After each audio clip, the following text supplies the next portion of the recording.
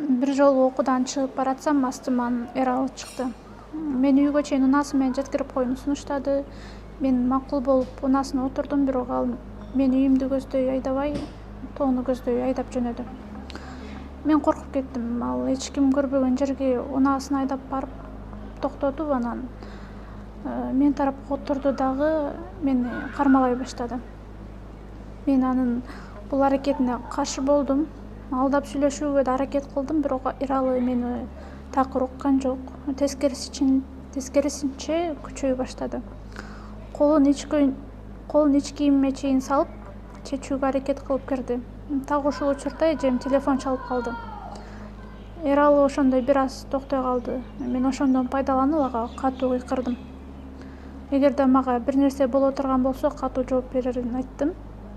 Ошондон кийин дагы ал бир топко чейин аракетин токтоткон жок.